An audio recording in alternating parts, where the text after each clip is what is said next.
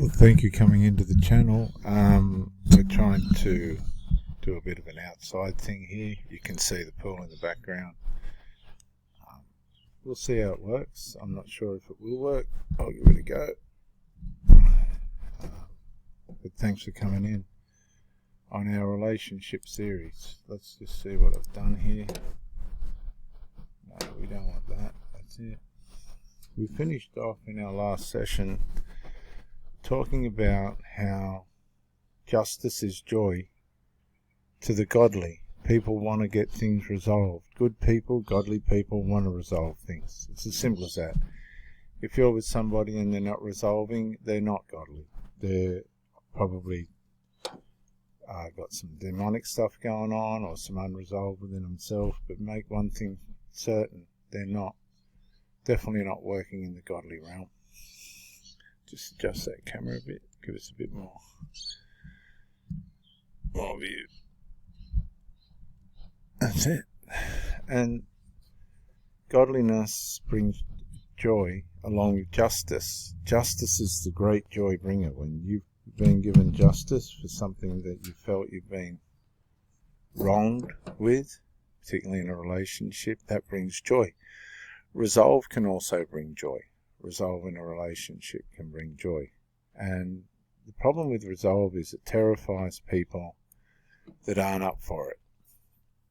And this is what makes it difficult. If somebody's made a mistake or brought some injustice towards you or your relationship, that's going to cause an issue relative to resolve.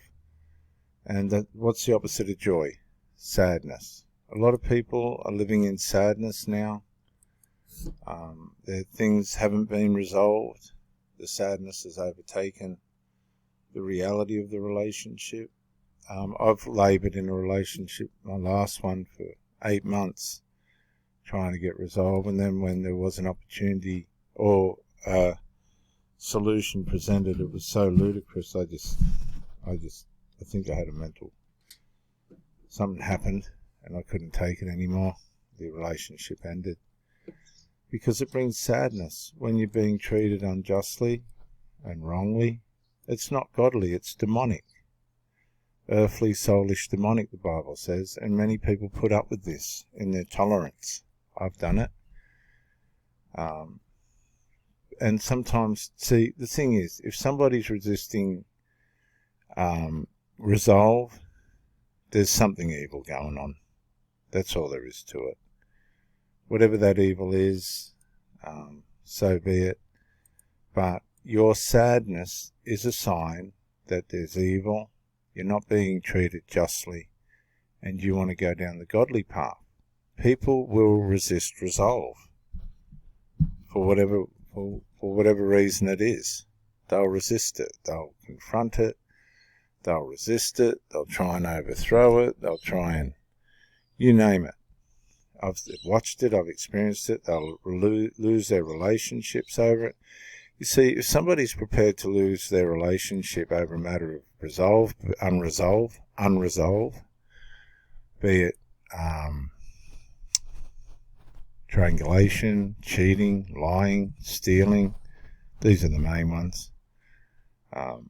Laziness, they're not texting back, they're not ringing back, they're putting their emotional effort into having emotional affairs.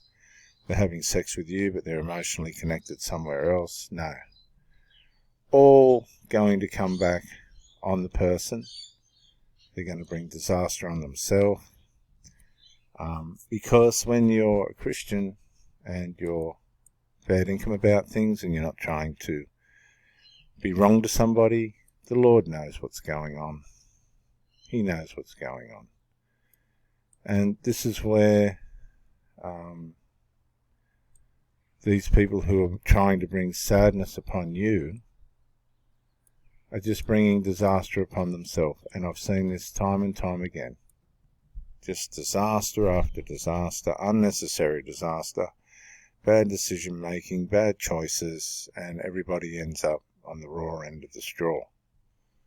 Everybody goes back to zero, all for some reason that shouldn't have been there, given the age of most of us now.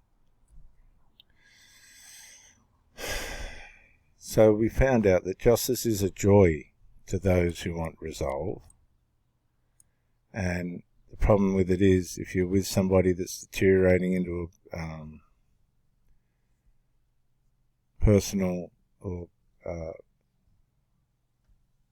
a personality disorder, or they're just going into their sinful nature, resolve will terrify them, because it could bring them to a stronger point of needing to have commitment.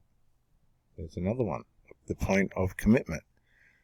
A lot of people don't want to commit, they don't want to go down that road, they don't want to be involved in it, and therefore you have these issues of commitment. People don't want to commit.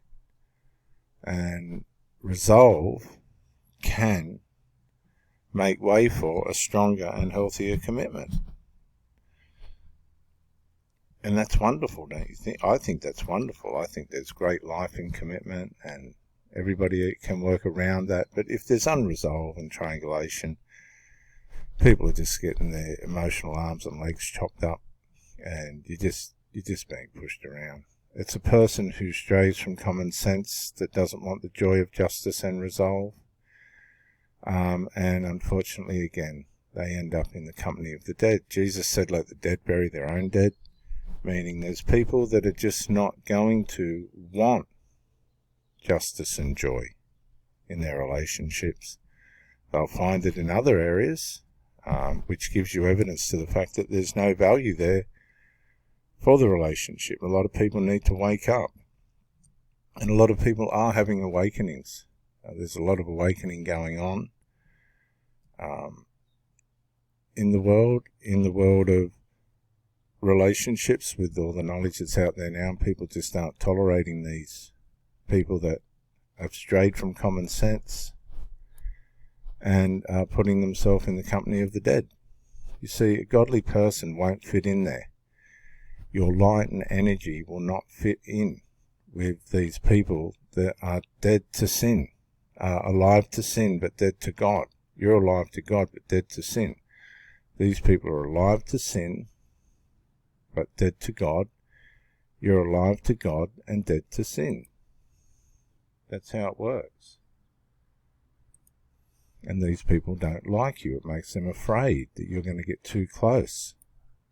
Resolve brings people closer. Unresolved takes people farther. So we know that the people that don't want to resolve have a separation problem. They want division. There's a divisive nature in people that don't want resolve. That's what we've learned. It's here in the scriptures.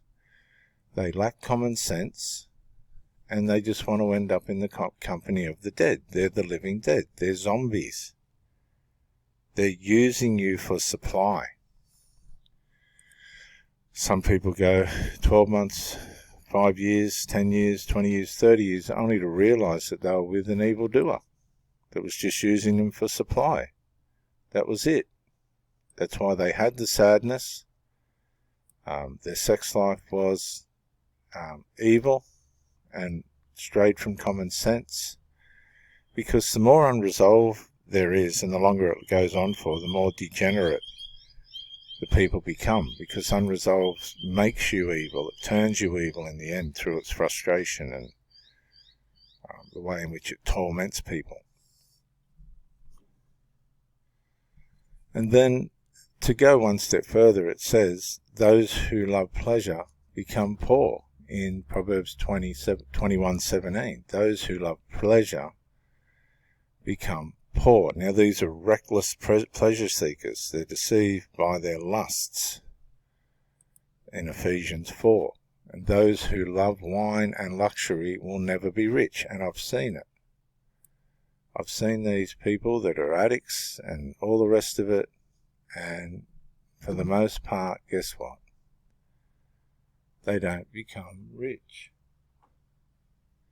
And a lot of the attitude is money's not important. Money's bloody well important when they run out of their fuel, when they run out of their devil's lettuce or alcohol, medications and things. I keep saying, but when we did the books after my first wife ruined the marriage, second wife ruined the marriage, We had to get the books done, and she was stealing, and a lot of the money went to chemists.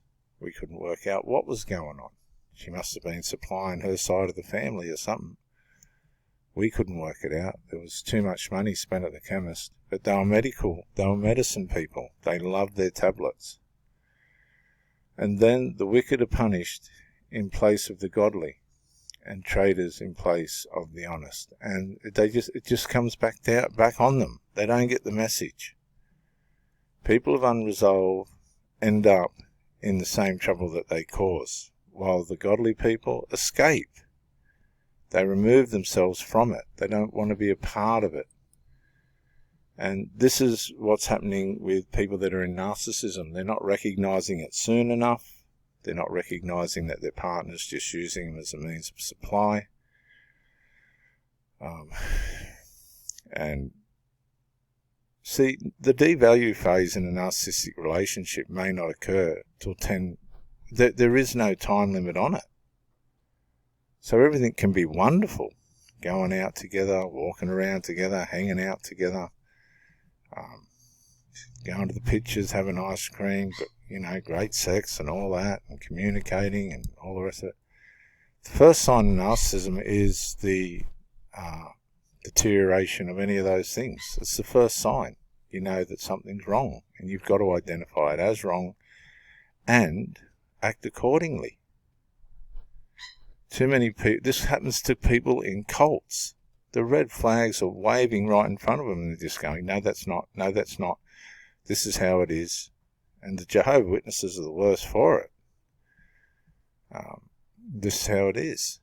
And no, some of these people that come out of cults and relationships never ever recover.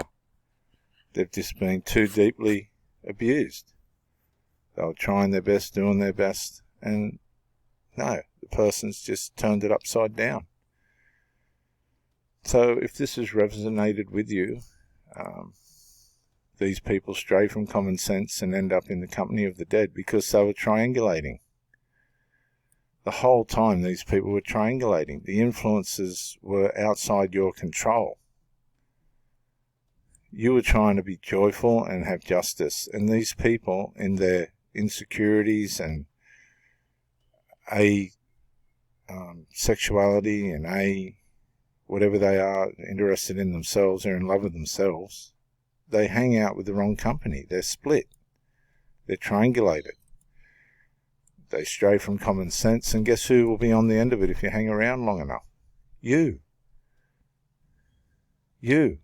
As soon as you're not part of the pleasure, right, these people will do whatever they have to get it. They become poor. They sabotage everything they've got. They wreck their spirit, their soul, the people around them, all for that moment's thrill.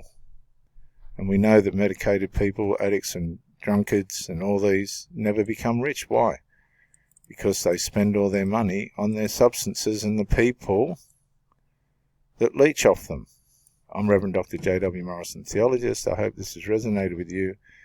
Thank you for joining me. I appreciate it. Do consider, I'm not going to ask you to, just do consider to help me build this community.